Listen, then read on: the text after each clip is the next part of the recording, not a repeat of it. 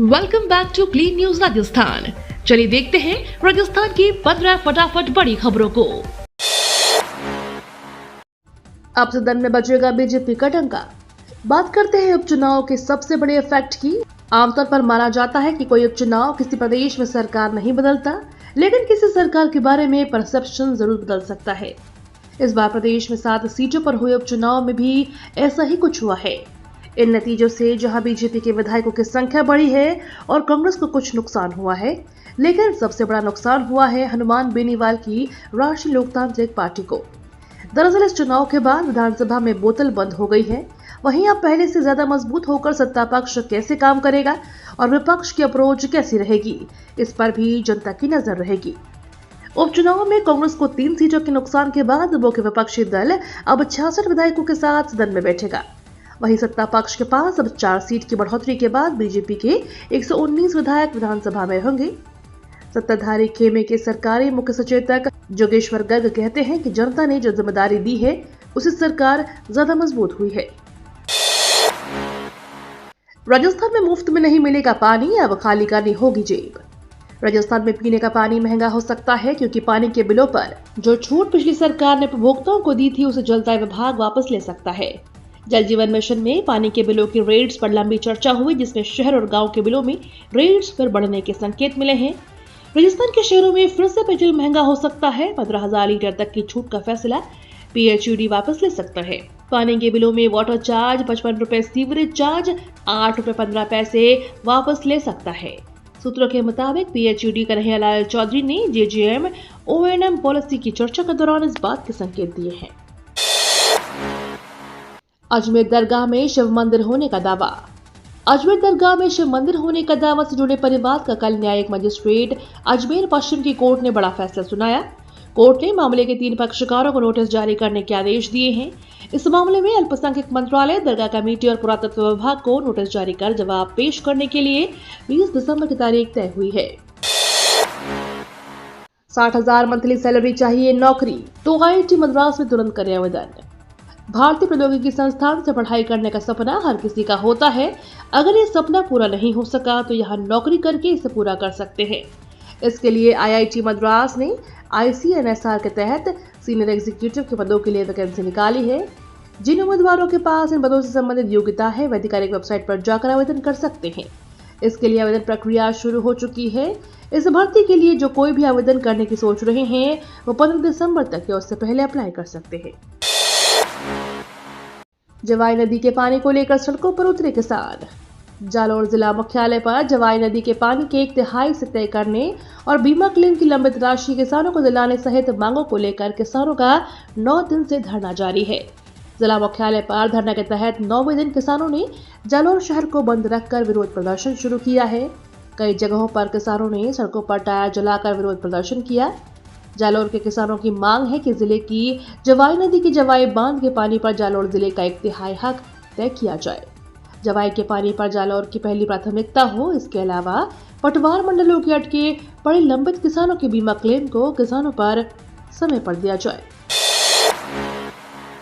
वसुंधरा राजे को चुनौती देने वाले कांग्रेस नेता का बेटा अवैध खनन में फंसा। राजस्थान में पूर्व मुख्यमंत्री वसुंधरा राजे को विधानसभा चुनाव में चुनौती देने वाले कांग्रेस नेता के बेटे का डंपर अवैध रूप से खनन पर पत्थर लेते जाते पकड़ा है। खनिज विभाग की टीम ने डंपर को पकड़कर पुलिस को सौंप दिया है। इसके साथ 1,08,750 रुपए जुर्माना भी लगाया गया है।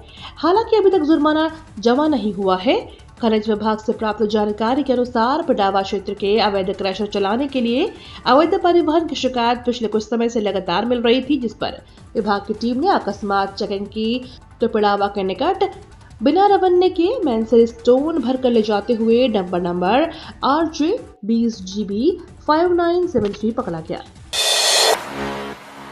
जवाई बांध के पानी के बंटवारे पर किसानों का बड़ा बवाल। राजस्थान के जालौर जिला मुख्यालय पर पिछले 9 दिनों से किसान धरने पर बैठे हुए हैं। वहीं अब किसानों की मांग पूरी नहीं होने पर उग्र हो चुके हैं। यह प्रदर्शन जवाई बांध के पानी के बंटवारे को लेकर है, जिसका 1/3 हिस्सा और बीमा क्लेम की लंबित राशि को लेकर किसान मांग कर रहे हैं। किसानों ने अब विरोध प्रदर्शन को तेज कर दिया है। जालौर शहर को भी बंद कर दिया गया। तो वहीं इस विरोध प्रदर्शन में 300 गाँव के किसान जुट गए हैं। 15 लाख अभ्यर्थियों को नहीं करना होगा इंतजार। राजस्थान में सरकारी स्कूलों में शिक्षक बनने की तैयारी कर रहे युवाओं के लिए बड़ी खबर है। शिक्षा विभाग ने रीट के आयोजन को लेकर तैयारियां तेज कर दी हैं। जयपुर के जिला संकुल में मंगलवार को हुई बैठक में फरवरी 2024 में रीट परीक्षा आयोजित करने और दिसंबर 2023 से आवेदन प्रक्रिया शुरू करने की चर्चा हुई। शिक्षा विभाग के शासन सचिव कृष्ण कुणाल ने बताया कि इस बार रीट परीक्षा पूरे प्रदेश में एक ही दिन आयोजित की जाएगी। परीक्षा केंद्रों के आवंटन में इस बात का ध्यान रखा जाएगा कि अभ्यर्थियों को उनके गृह जिले या नजदीकी जिलों में ही केंद्र मिले।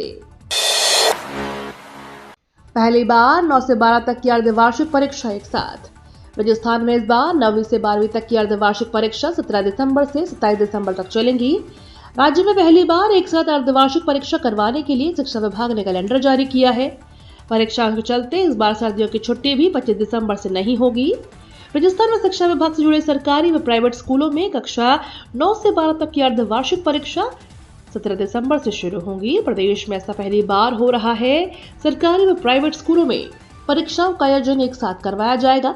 इसके लिए शिक्षा विभाग ने टाइम टेबल जारी कर दिया। विश्वराज सिंह मेवाड़ ने किया धूनी दर्शन। सिटी पैलेस में धूनी दर्शन को लेकर मेवाड़ राज परिवार के झगड़े में 48 घंटे बाद राहत भरी खबर सामने आई। बुधवार शाम को विश्वराज सिंह और उनके 4 अन्य सहयोगियों को पुलिस निगरानी के बीच धूनी के दर्शन करवाए गए। उदयपुर जिला कलेक्टर अरविंद कुमार पोसवाल ने बताया कि 5 लोगों के साथ विश्वराज सिंह मेवाड़ को सिटी पैलेस में स्थित धूनी के दर्शन करवाने पर सहमति बनी। कलेक्टर ने कहा कि लंबे समय से प्रशासन की बातचीत चल रही थी, जिसके बाद 5 लोगों के दर्शन पर सहमति बनी। पैलेस में धूनी दर्शन के बाद समौर बाग पहुंचे विश्वराज सिंह मेवाड़ ने मीडिया से बातचीत करते हुए कहा कि एक साधारण दर्शन की बात थी। पहले दिन ही ऐसा हो जाता तो इतनी बड़ी बात ही नहीं होती, सबको इतनी बड़ी तकलीफ नहीं होती, लेकिन फिर भी 2 दिन बाद इन परिस्थितियों में दर्शन हुए, इसके लिए मैं सभी को धन्यवाद देता हूं। पायलट बोले, दौसा पर थी देश भर की नजर। प्रदेश के 7 सीटों पर हुए उपचुनाव में कांग्रेस को सिर्फ दौसा सीट की सफलता मिली है। दौसा से नवनिर्वाचित विधायक दीनदयाल बैरवा बुधवार को समर्थकों और पार्टी के प्रमुख नेताओं और कार्यकर्ताओं के साथ जयपुर में कांग्रेस के राष्ट्रीय महासचिव सचिन पायलट से उनके आवास पर मुलाकात की। पायलट ने दीनदयाल बैरवा के साथ सभी नेताओं और कार्यकर्ताओं को दौसा सीट पर उपचुनाव की जीत की बधाई दी। उन्होंने यह भी कहा कि बाकी सीटों पर परिणाम हमारे पक्ष में नहीं आया है, इस पर मंथन किया जाएगा। अगर बैलेट पेपर से मतदान नहीं कराए गए तो कांग्रेस चुनाव नहीं लड़ेगी। महाराष्ट्र चुनाव में करारी हार के बाद अब ईवीएम पर ठीकरा फूट रहा है और बैलेट पेपर से मतदान की मांग जोर पकड़ रही है। इस बीच कांग्रेस के एक सीनियर नेता ने कहा कि अगर बैलेट पेपर से मतदान नहीं हुआ तो कांग्रेस चुनाव नहीं लड़ेगी। यह बयान दिया है छत्तीसगढ़ के कांग्रेस के वरिष्ठ कांग्रेस नेता और पूर्व मंत्री कवासी लखमा ने। उन्होंने बुधवार को कहा कि यदि मतदान के लिए मतपत्र प्रणाली को फिर से शुरू नहीं किया गया तब उनकी पार्टी आगामी चुनाव नहीं लड़ेगी। उदयपुर राजघराने के विवाद पर बोले लक्ष्यराज सिंह मेवाड़। राज तिलक के 2 दिन बाद विश्वराज सिंह मेवाड़ ने एकलिंग जी मंदिर और धूनी दर्शन कर लिए। उदयपुर में धूनी दर्शन के लिए 2 दिन तक हंगामा चला और विश्वराज सिंह समर्थक डटे रहे। अब विश्वराज सिंह मेवाड़ ने प्रेस कॉन्फ्रेंस की। लक्ष्यराज सिंह मेवाड़ ने कहा कि 24 घंटे बाद हम सौहार्दपूर्ण माहौल में हम मिल रहे हैं। सरकार और प्रशासन का धन्यवाद करते हुए उन्होंने कहा कि डंडे और गुंडागर्दी की परंपरा नहीं चल सकती, कानून के तरीके से गाड़ी चलेगी। आज सौहार्दपूर्ण और व्यवस्थित ढंग से कार्य को अंजाम दिया गया, उसके लिए प्रशासन और शुभचिंतक का धन्यवाद करता हूं। UIDAI में नौकरी पाने का बेहतरीन मौका। भारतीय विशिष्ट पहचान प्राधिकरण में नौकरी पाने का मन बना रहे युवाओं के लिए बढ़िया मौका है। इसके लिए UIDAI ने डिप्टी डायरेक्टर और सीनियर अकाउंट ऑफिसर के पदों के लिए वैकेंसी निकाली है। उम्मीदवार जो भी कोई यहां आवेदन करने की सोच रहे हैं वे UIDAI की ऑफिशियल वेबसाइट पर जाकर अप्लाई कर सकते हैं। इन पदों के लिए आवेदन प्रक्रिया शुरू हो चुकी है। इस भर्ती के जरिए ऑफिसर के पदों पर बहाली की जाने वाली है। अगर आप इन पदों के लिए आवेदन करना चाहते हैं तो 20 जनवरी 2025 तक या उससे पहले अप्लाई कर सकते हैं। एक्टिव होगा एक नया पश्चिमी विक्षोभ। राजस्थान में इस दिनों मौसम सामान्य बना हुआ है, लेकिन दिसंबर से पहले हफ्ते में अचानक मौसम बदल सकता है, जिससे यहां कड़ाके की ठंड पड़ने की संभावना है। मौसम विभाग के अनुसार हिमालय पर एक नया पश्चिमी विक्षोभ सक्रिय हो रहा है, जिसके एक तरह का तूफान आएगा। इसके असर से बर्फबारी और बारिश हो सकती है। मौसम विभाग ने कहा कि 29 नवंबर को नया पश्चिमी विक्षोभ हिमालय एक्टिव होगा। जिससे बर्फीली हवाएं चलने लगेंगी। इसका असर राजस्थान में दिसंबर के पहले हफ्ते में ही नजर आ सकता है। पश्चिमी विक्षोभ के प्रभाव से राज्य के तापमान में भी अचानक गिरावट देखने को मिलेगी, साथ ही कोहरे का स्तर भी बढ़ने लगेगा। ये तो थी राजस्थान की बड़ी खबरें। रोजाना सबसे पहले अपडेट पाने के लिए क्लीन न्यूज राजस्थान को अभी सब्सक्राइब करें।